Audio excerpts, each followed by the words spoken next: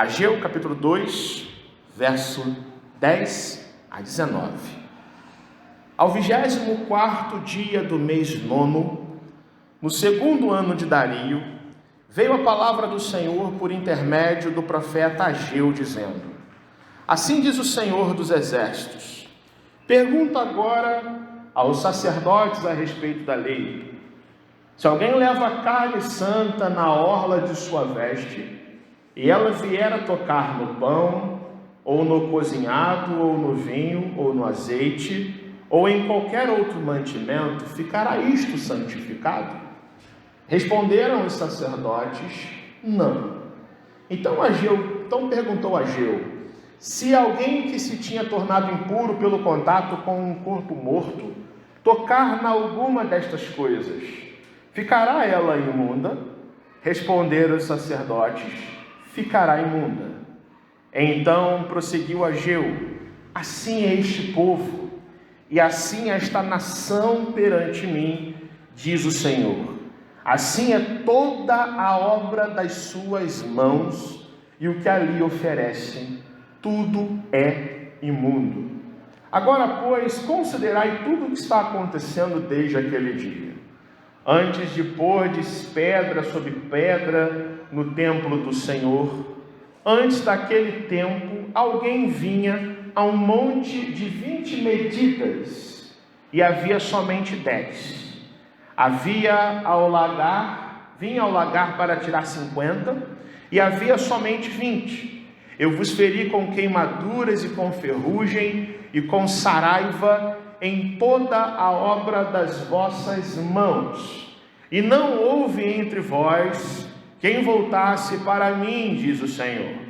Considerai, eu vos rogo, desde este dia em diante, desde o 24º dia do mês nono, desde o dia em que se fundou o templo do Senhor, considerai nestas coisas. Já não há semente no celeiro. Além disso, a videira, a figueira, a romeira e a oliveira não têm dado seus frutos, mas desde este dia vos abençoarei. Louvado seja Deus pela porção lida da sua palavra, que é rica, poderosa e eficaz para os nossos corações. Queridos irmãos, a cultura do nosso tempo, dos dias que a gente vive, é uma cultura que a gente pode chamar de uma cultura de valorização das experiências emocionais, do que você sente, do que toca no seu coração, do que faz você rir ou chorar. A cultura de hoje é uma cultura que até supervaloriza esse tipo de experiências e muitas vezes muito mais do que os próprios princípios racionais, princípios morais, sejam eles bíblicos ou simplesmente aquilo que vem da criação dos pais para os filhos. A gente vive num tempo que sentir chega a ser mais importante para as pessoas do que aprender. Um pouco diferente do que foi há algumas décadas, onde talvez se valorizasse muito mais a necessidade de aprender as coisas, aprender a fazer as coisas, aprender a consertar coisas, a pregar um prego, a colocar um tijolo, a fazer e promover as coisas, aprender, desafiar os seus limites. Nos parece que hoje é muito mais valorizado você sentir e ser feliz do que você adotar uma filosofia de princípios morais que paute a sua vida, seja você cristão, seja você não cristão. O mundo de mundo é um mundo que valoriza experiências emocionais. Um exemplo disso é que muitos anos atrás, uma determinada marca de sabão em pó, muito famosa, que talvez muitos de vocês aqui comprem, até usem, lançou uma campanha que revolucionou o mercado, colocando crianças brincando, pulando na lama, sujando-se da cabeça aos pés, e o slogan daquela campanha, você sabe qual é? Porque se sujar, faz bem. Interessantemente, uma empresa que lucra com a sujeira alheia, Suje-se, deixe as crianças se sujarem, porque quanto mais elas sujarem, se aproveitarem a vida, se sujar faz bem, não só para elas, mas para o bolso daquele que vende sabão em pó principalmente. Não é isso? No entanto, por trás desse conceito, desse slogan, dessa mensagem comercial, com grandes apelos emocionais, há uma mensagem muito implícita que caracteriza o nosso tempo. É uma cultura de deixe viver, deixe fazer, deixe se sujar. O que importa é a criança fazer o que ela quer e ser feliz. Não seja um pai chato, uma mãe chata, que não deixa as crianças pularem na lama e se sujarem da cabeça aos pés. Contrariando a geração anterior que dizia para os seus filhos: cuidado, não suje a sua roupa, cuidado onde você pisa, não fale com estranhos, vigie, perceba onde você anda. O mercado passou a vender sabão em pó com essa mensagem: deixa a criança se sujar, deixa a criança viver, deixa ela pular numa poça de lama, porque se sujar faz bem. E no entanto, meus irmãos, a gente se pergunta: se Deus fosse assim conosco, se Deus fosse assim com a nossa maneira pecaminosa também da gente se sujar na vida, o que seria de nós? O que seria de nós se Deus fosse alguém que deixa a gente ser livre para a gente fazer o que a gente quiser, não nos dando a sua palavra, não nos dando a sua lei, não nos dando o seu conhecimento, pelo qual eu e você somos purificados desse mundo, lavados com relação aos nossos erros e pecados? Na Bíblia, ao contrário do que o mundo prega, se sujar não faz bem. Na Bíblia, se sujar faz mal, e muito mal.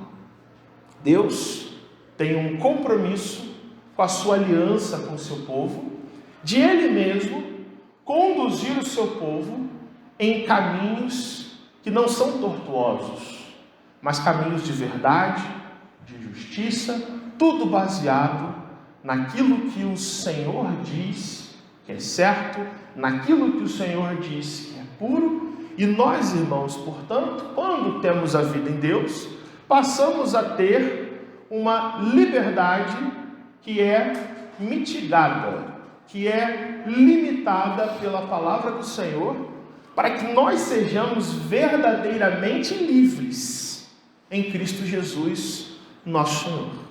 Livres do nosso jeito errado de viver, livres da nossa própria sujeira do coração, livre de toda a maldade do pecado que frequentemente está nos assediando. Essa é a palavra de Ageu nesse texto, e é isso que ele visa implicar com o seu povo.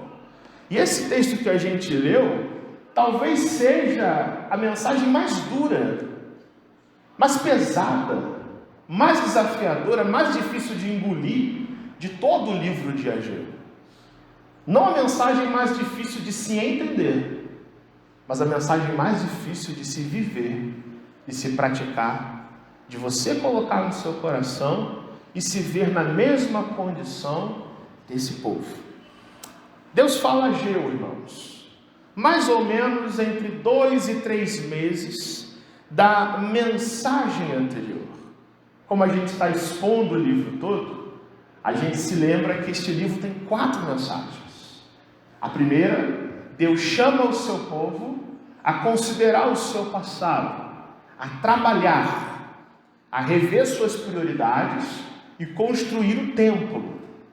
Na segunda mensagem, nos primeiros 9 versículos desse capítulo, nós vemos Deus chamando o seu povo a prosseguir trabalhando, não considerando só o que eles já viveram, mas olhando para o novo templo que está sendo construído, que nada mais é do que um prenúncio do que Deus vai fazer na vida deles, enviando o Messias, enviando o Senhor Jesus, dando grande libertação espiritual para aquele povo que vive oprimido. A palavra do Senhor, ela é aceita e recebida no coração por este povo. E 2 meses depois da mensagem anterior, onde o povo estava na festa dos tabernáculos, por volta talvez do final do ano, do mês de dezembro ali, do ano de 520, a profecia de Ageu agora, que foi um chamado a trabalho, a rever prioridades, agora é um chamado mais intenso, onde o Senhor convoca o seu povo a viver uma vida santa. Porque no diagnóstico de Deus, nos critérios de Deus, o povo de Judá é um povo impuro, é um povo que não se humilha, é um povo que endurece o seu coração, é um povo que não se afasta da injustiça e da apatia. Se você for no texto comigo, o objetivo desse texto é justamente repreender a constante infidelidade desse povo. A palavra do Senhor vem no 24º dia do mês 9, no 2º ano de Dari, veio a palavra do Senhor por intermédio do profeta Ageu. Assim diz o Senhor dos Exércitos. E aí Ageu, irmãos, vai trazer a contextualização do problema, não de uma forma tão direta, mas usando uma parábola, ilustrando a situação do povo. E agora o alvo da profecia não é mais Zorobabel, governante de Judá, nem Josué, o sumo sacerdote. Curiosamente, no verso 11 nós vemos uma ordem de Deus assim: pergunta aos sacerdotes a respeito da lei. Verso 12, verso 13, ele usa exemplos de regras, de critérios de Deus para adoração nas leis cerimoniais. Os sacerdotes são destinatários diretos dessa profecia, juntamente com o povo, irmãos, justamente porque os sacerdotes eram aqueles que tinham chamado de Deus para educar o povo na lei de Deus. Eram os professores de religião do povo, eram aqueles que conduziam a adoração, mas aqueles que interpretavam a lei. E se qualquer pessoa tivesse alguma dúvida com relação a conhecer a Deus, a conhecer a lei de Deus, a praticar a lei de Deus, qualquer pessoa do povo deveria procurar o sacerdote. O profeta não cria novas normas. O papel de todo profeta é ser comissionado por Deus para justamente trazer uma profecia, uma mensagem que exorta o povo quando o sacerdote falha, quando o rei falha, quando o juiz falha. Deus levanta uma pessoa simples do povo, como o profeta Ageu, como o profeta Zacarias, que vai profetizar nesse momento, para aplicar a lei ao coração do povo. Pois bem, Ageu nesse texto quer mostrar que este povo está se desviando dos caminhos do Senhor, está praticando a injustiça, e que tudo que esse povo faz é impuro aos olhos do Senhor. Veja como que Ageu mostra isso. Ageu mostra fazendo 2 comparações que estão nos versos 12 e 13. Ele diz assim: volta-se para os sacerdotes e pergunta a respeito da lei. Verso 12: se alguém leva carne santa na orla da sua veste. Pense nessa imagem, irmãos. Se alguém leva carne santa na orla da sua veste, e a veste vem a tocar o pão, ou no cozinhado, ou no vinho, no azeite, ou em qualquer outro mantimento, a gente está perguntando assim: tem o poder, a orla da veste do sacerdote, de purificar aquilo que está no ambiente? E a resposta dos sacerdotes é não. E a gente tem que lembrar de uma coisa: como que era a adoração antes de Jesus? A adoração no Antigo Testamento, como a gente sabe, era um cumprimento da lei cerimonial. Um animal sem defeito era levado para o sacrifício, para ser imolado. E isso era considerado santo ao Senhor. Um sacrifício, uma oferta dedicada e separada para Deus. Esse animal imolado no altar, ele era pego pelos sacerdotes com os seus braços. Imagine isso, um animal morto, o sangue, a sujeira na orla das suas vestes, e esse animal era levado de acordo com a lei para outras finalidades. De acordo com Levítico, o sacerdote poderia comer o que sobrava do animal em algumas ocasiões. Havia leis referente a como fazer isso, em que ambiente fazer isso, e até como descartar os restos, as vísceras desse animal morto. E aí, o que Ageu está querendo trazer de lição? Se a veste do sacerdote, preste atenção nisso, se a veste do sacerdote, a orla da veste, que também é santa, que também é preparada para o sacrifício, para a adoração, tocasse essa orla suja, que pegou carne santa, tocasse em qualquer outra coisa, no vinho, no azeite, no outro alimento, aí já está dizendo assim, ficaria esse alimento santificado? Só porque o sacerdote esbarrou com a orla da veste? E os sacerdotes que conhecem a lei respondem, não. Em outras palavras, essa ilustração mostra que aquilo que é santo não tem o poder de por si só purificar coisas que são imundas. Em outras palavras, santidade não se transmite por osmose. Santidade não está em objetos, santidade não está em qualquer outra circunstância, senão em o povo de Deus obedecer a sua palavra, independentemente de cerimônias. Aí Ageu faz uma outra pergunta no verso 13. Então perguntou Ageu, e se alguém que se tinha tornado impuro pelo contato com um corpo morto, tocar em alguma destas coisas, ficará ela imunda?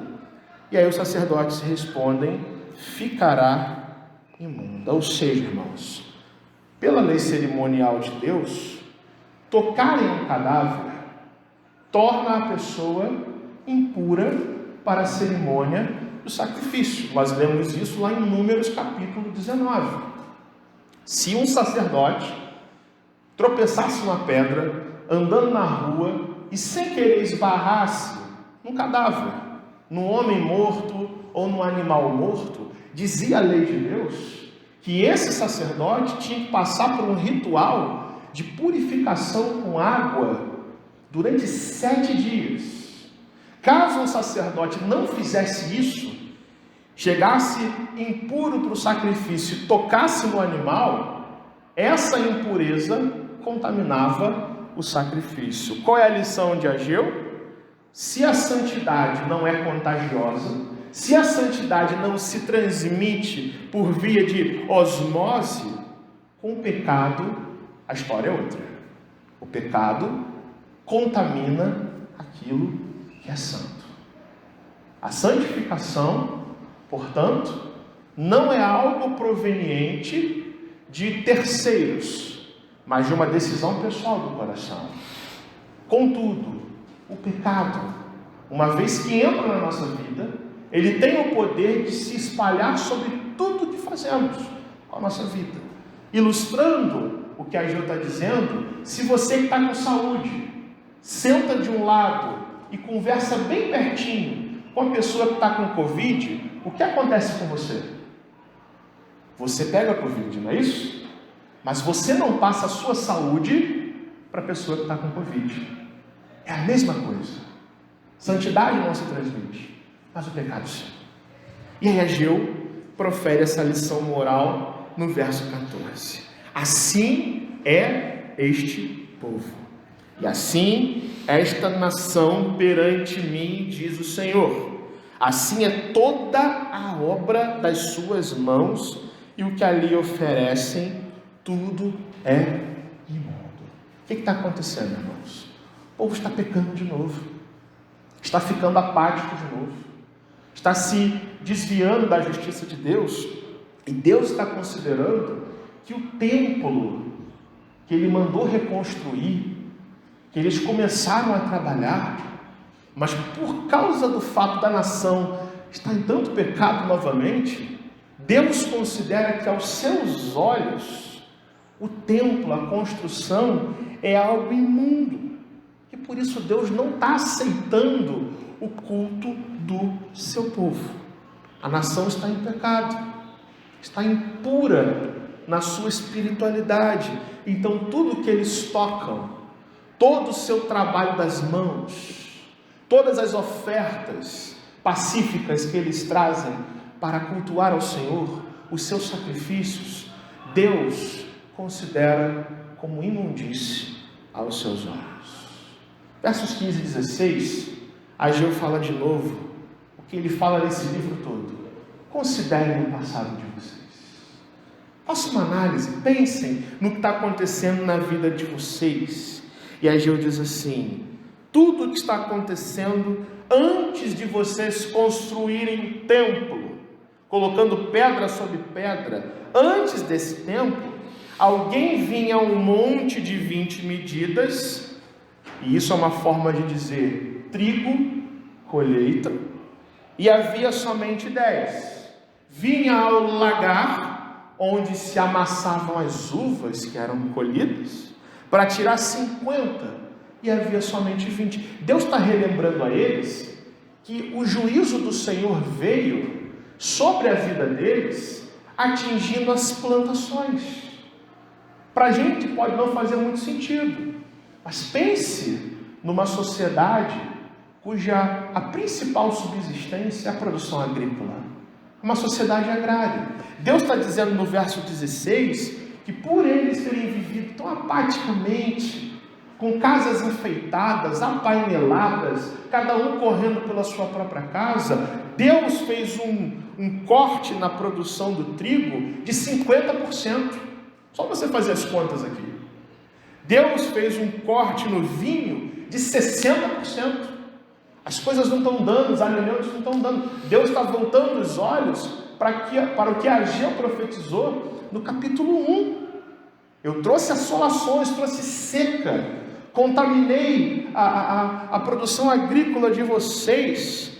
Verso 17, eu feri vocês com queimaduras, com ferrugem, com granizo, em toda a obra das vossas mãos. Tudo isso, irmãos, juízo sobre a colheita. Mas na verdade, Deus não está punindo plantas, Deus não está punindo produções agrícolas, mas punindo o coração de um povo que é rebelde. No final do verso 17, ele diz assim: e não houve entre vós quem se voltasse para mim. À medida que Deus disciplinava o seu povo, à medida que eles sofriam, diz lá no capítulo 1, que a comida não dava, o pagamento não dava, aquele que recebia o seu salário era como se colocasse num saco furado. Deus está dizendo que antes do templo ser construído, antes deles se voltarem para Deus, Deus cada vez mais provava eles, e não houve uma pessoa sequer na terra, no povo de Deus, que se voltasse para o Senhor com arrependimento, com clamor e com oração. E aí Deus diz no verso 18, considerem de novo. Deus dá uma nova chance ao seu povo. Reconsiderem a vida de vocês, eu vos rogo. Desde este dia em que a profecia é dada, em que o templo está reconstruído, onde já não há semente no celeiro, a videira, a figueira, a romeira, a oliveira não estão dando seus frutos. Em dezembro, onde é a época em que todas essas plantas começam a frutificar, Deus está dizendo, a partir de hoje, se vocês andarem nos meus caminhos, se vocês obedecerem os meus mandamentos, se vocês santificarem a sua vida, Deus está dizendo, eu abençoarei vocês a partir de hoje. Curiosamente, Deus trata o seu povo com misericórdia. Esse povo que tanto se rebela, que tanto aflige a santidade de Deus, gente que Deus poderia dizer simplesmente, não vou renovar nada com vocês, não vou abençoar mais vocês, Deus resolve agir com misericórdia. Cara, nessa manhã, irmãos, no tempo que nós temos, pensar nesse assunto do profeta Ageu, que é totalmente aplicável à nossa vida, especialmente quando eu e você nos entendemos como pessoas que são abençoadas pelo Senhor. Nós somos abençoados por Deus. Nós somos um povo que é povo de Deus. Nós somos uma igreja do Senhor, mas abençoados para sermos santificados. Abençoados pelo fato de que Deus tem conosco um relacionamento, tanto quanto Ele quis fazer com o povo de Israel, com o povo de Judá, com esse povo que voltou do exílio e cometeu tantos erros até se consertar. Igualmente, a gente chega à conclusão que Deus nos abençoa, provê as coisas na nossa vida, não com o propósito de nós nos esquecermos dele, não com o propósito de levarmos a nossa vida se sujando do nosso jeito, mas não foi para a impureza que o Senhor nos chamou, como olhamos neste culto, mas sim para uma vida santa, uma vida que desfruta desse atributo de Deus, que é ser santo, que é sermos um povo abençoado para ser santificado. A gente é santificado, irmãos, segundo o profeta Ageu, primeiro quando nós rompemos com a superficialidade da nossa vida espiritual. Esse povo que viu Deus fazer tanta coisa, está se perdendo de novo, está vivendo de forma injusta, está adorando a Deus em pecado, e por isso Deus não está aceitando. Deus que é o Senhor da adoração, Deus que é o Deus para quem flui, para quem se direciona todo o nosso louvor, está dizendo para este povo: tudo o que vocês estão fazendo é impuro aos meus olhos. E por isso ele usa as ilustrações que ele usou, para mostrar que a santidade de vida não diz respeito ao fato de você ter um nome de crente, não diz respeito ao fato de você simplesmente ser membro de uma igreja, ou de ter uma tradição religiosa na sua família. Mas santidade é uma decisão pessoal, é uma atitude de coração, é uma busca de Deus, é uma volta do coração para tudo quanto diz respeito ao Senhor, a sua palavra e a sua justiça, que isso faz a gente se aprofundar no relacionamento com Ele e romper com toda a vida superficial. Não é o templo que eles reconstruíram que produz santidade na vida deles, é a santidade no coração deles que produz boas obras para o Senhor. Deus está trazendo essa mensagem para esse povo que reconstruiu o templo, dizendo: povo, vocês reconstruíram o templo, obedeceram, ok, mas daqui para frente vocês vão continuar errando, vão continuar sendo injustos, vão continuar desobedecendo a lei de Deus. Ageu mostra que santidade não se adquire por contágio, não se adquire por formalidade, não se adquire por obras que fazemos, mas as obras que fazemos são frutos de uma vida voltada para Deus, quando na verdade o pecado tem uma outra lógica e um outro mecanismo. O pecado na nossa vida tem o poder de contaminar tudo quanto a gente é e tudo quanto a gente oferece para o nosso Deus. Ageu está mostrando para mim e para você que o nosso Deus a quem nós adoramos, Ele não aceita uma vida em pecado, mergulhada em rituais religiosos. Leia o livro de todos os profetas do Antigo Testamento. Você vai perceber uma coisa: todos os profetas detestam culto que não brota do coração, formalidade, formalismo com Deus, cerimônia, aparências externas para esconder uma vida de pecado. Os profetas estão o tempo todo denunciando isso. Não importa o culto, não importa se você chora no culto, não importa se você diz aleluia e glória a Deus no culto, Não importa se você vem adorar o Senhor, se isso não encontra eco no seu coração, não encontra lastro na sua vida, se você vai à casa de Deus adorar o Senhor e trata os outros com injustiça, com palavras amargas, se você não é um canal de bênção no mundo e vem à igreja só para vestir uma capa de crente, então tudo que você faz para Deus no domingo é impuro aos olhos do Senhor. Essa é a mensagem do profeta. É um chamado à santidade. Santidade não é a gente ter uma aparência de que somos crentes. Santidade é tudo na nossa vida se voltar para Jesus de tal forma que as nossas prioridades, nosso palavreado, nosso jeito de ser, a maneira como a gente trata os outros, a maneira como a gente enxerga a vida, tudo isso na vida é como se colocado num panelão e a gente mexe essa panela e o que sai de aroma isso é o culto que a gente oferece para Deus, para ser apreciado por Ele como aroma suave. Santidade é aquilo que o nosso Senhor Jesus disse: Pai está buscando adoradores que o adorem em espírito e verdade. Deus está mais interessado, meu irmão, em você do que na sua adoração. Adorar ao Senhor é importante, seja no culto, seja na vida.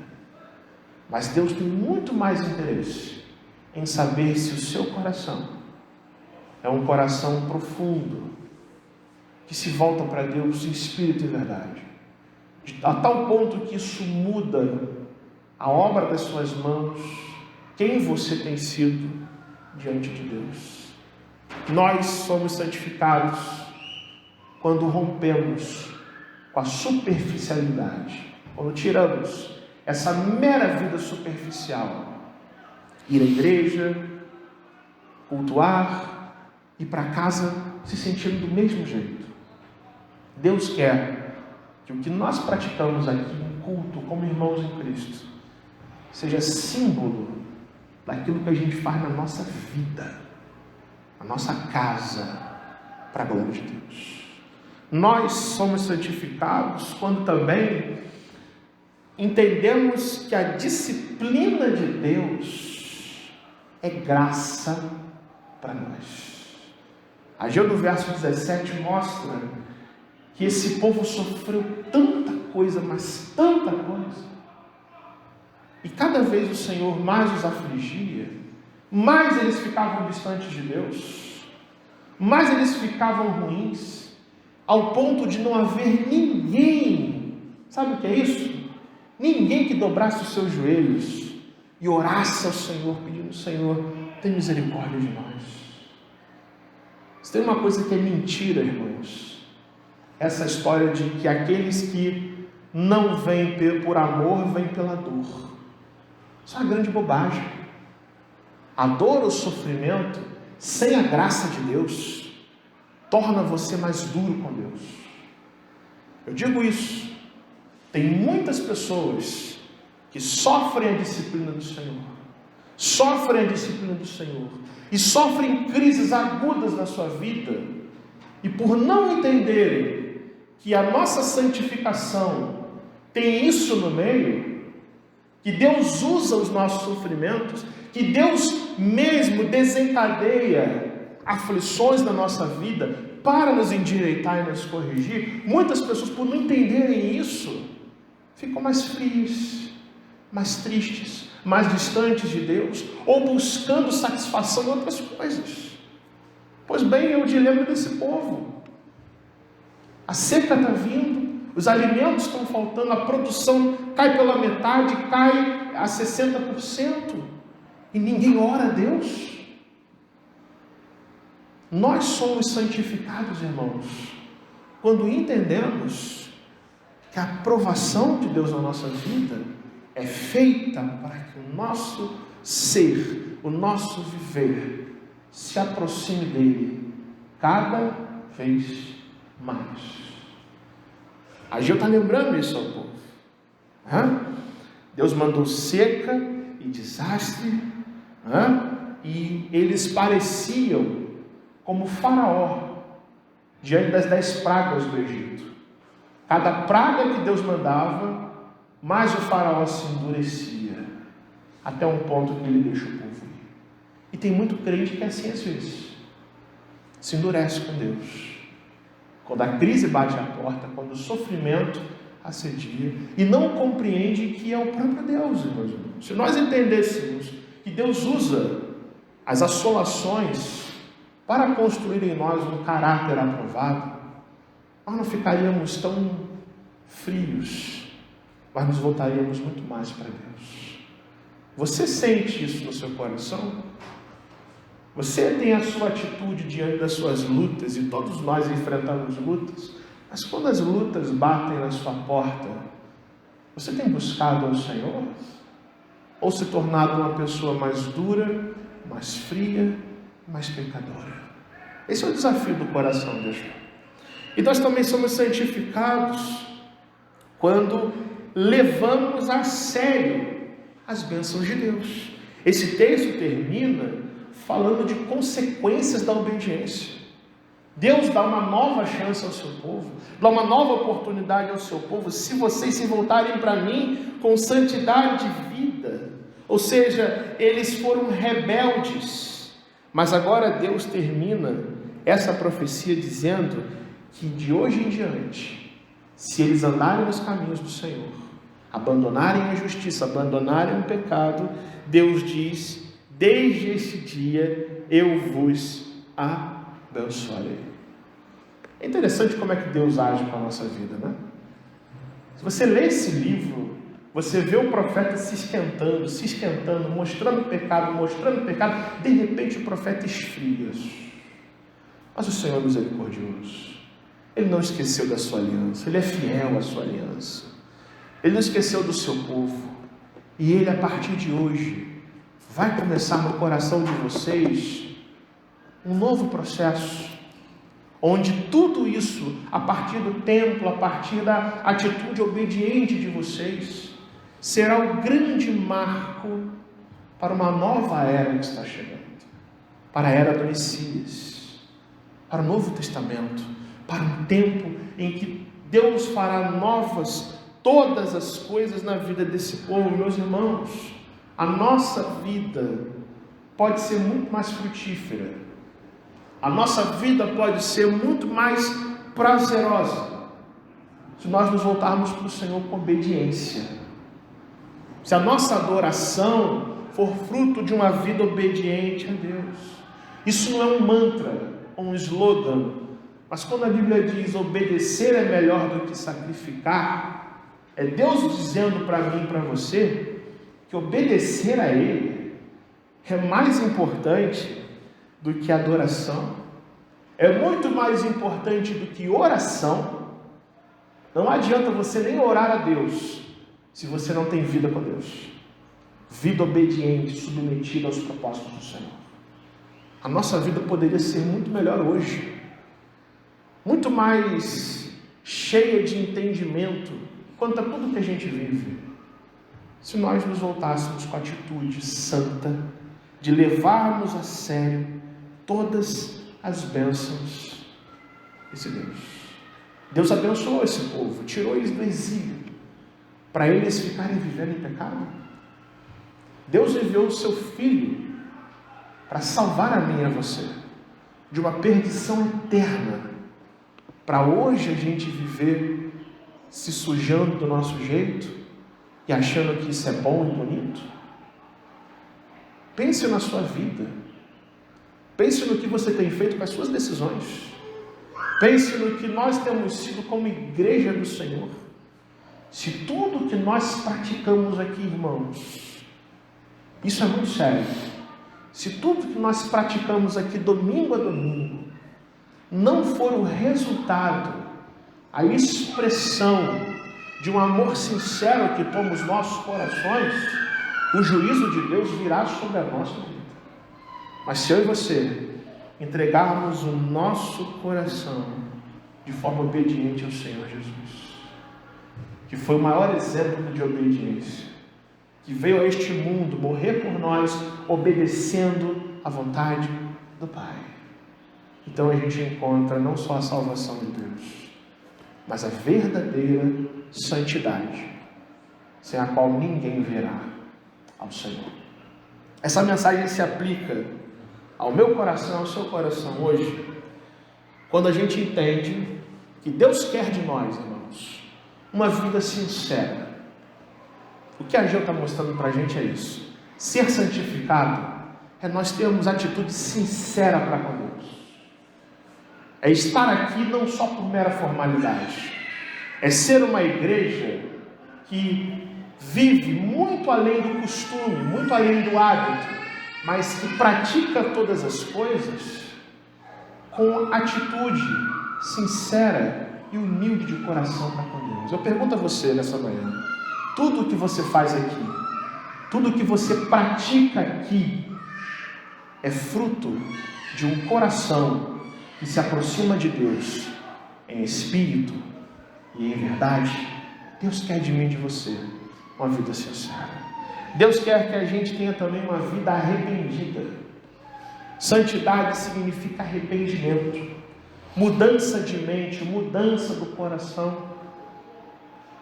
Deus quer de nós que a gente não se contente apenas em se reunir e cantar, em se reunir e ouvir a palavra, mas que isso produza em nós uma vida que muda o nosso olhar sobre todas as coisas, conforme a palavra de Deus nos ensina. É vida arrependida, é vida que muda de curso, onde a gente abandona o nosso próprio eu e se volta somente para Jesus. E santidade também implica em vivermos as bênçãos de Deus, o que Ele faz por nós, com seriedade. Deus nos dá vida, nos dá saúde, nos dá a sua salvação, para a gente não viver apáticos, irmãos, mas para vivermos com alegria e se alegrando somente nele. Que Deus nos abençoe, que Ele mesmo aplique no nosso coração essa porção da sua palavra. Vamos orar?